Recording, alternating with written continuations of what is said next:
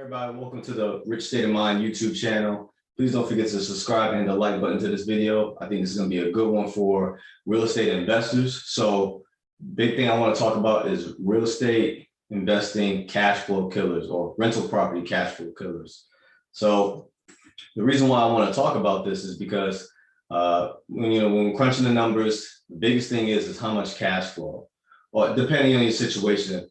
For me, and for a lot of people that want to get out of the rat race or quit their 9-to-5 job, cash flow is a big deal, vice equity. So that's why I kind of want to pinpoint on this topic. So the first thing that I wanted to talk about was the flooding insurance. That's a big detractor for me. Sometimes the cash flow is so good that flood insurance won't matter, but definitely look and see if you'll have to end up paying flood insurance for rental property in your area. I've seen as much as $100 or as low as $100 a month in flooding insurance, and I've seen as high as $250, which can really make or break whether your decision on whether you want to buy that property. Because as Brandon Turner, people from Bigger Pockets, or any other real estate investor you'll hear, $100 to $200 per rental unit is what you want to make.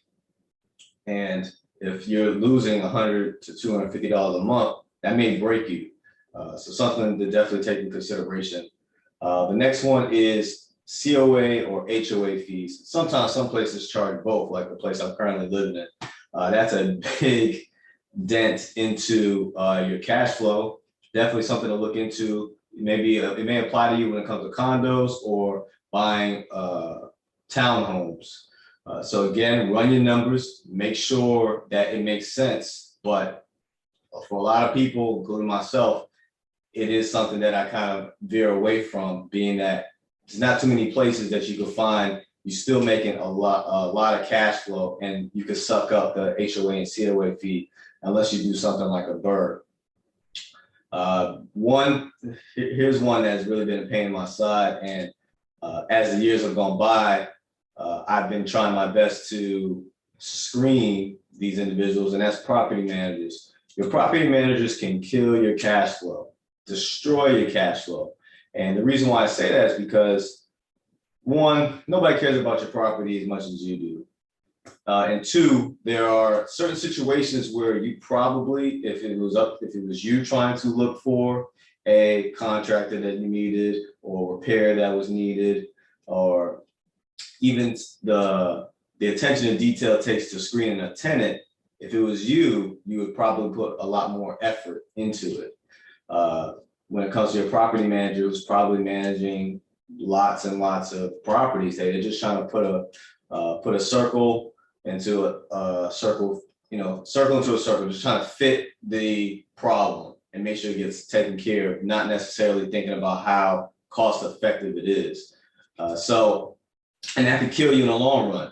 Instead of, you could have found a refrigerator for maybe, $400, but they just stuff a $600 one in there, and then pay the highest person that could possibly move it and install it. So definitely look into that. Whether that means you have to manage your own properties until you can get a property manager that will have the same attention to detail and resourcefulness that you will when it comes to keeping money in your pocket and servicing your tenants as best as possible. Or just screening, taking the time before you maybe buy the next rental property and just screening property managers for an extended period of time until you find the perfect fit for you. But that is definitely a cash flow killer that can really be a thorn in your side. And don't forget, a lot of property managers, they charge a finder's fee, first month's rent fee, and before you know it, over 70% of your first month's rent from getting a new tenant is taken up because of all the fees from the property manager. The next thing is a overpriced contractor. So it goes back to your property manager finding those contractors, or even yourself. Shop around. I'm on the general belief that you mostly get what you pay for, but sometimes you can get lucky and find a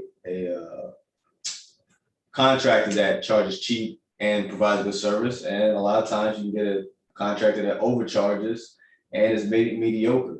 So you got to find that contractor in the middle, because your repairs are inevitable. You're going to need to be putting money aside for repairs, but you don't want those. You don't want your repairs to be more than what they need to, and you deplete your repair savings, because then you'll have to dip into your cash flow, and you don't want that to be the case. And then lastly, not saving up for CapEx and repairs. So if you do not over time save up, and you think, oh, this $900 cash I have left over after my mortgage is paid for, I'm good, you will find yourself eating up a year's worth of cash flow for a repair that if you would have saved up throughout the years, you wouldn't be taking such a big dent. So something to take in consideration. That's actually, I'll leave a note card at the top for how much you should be saving per rental unit, because you don't want that to eat into your cash flow. And these are my cash flow killers. So a short video. Please don't forget to subscribe. Please hit that like button and the bell to be notified for any more videos that we come out with. Thank you.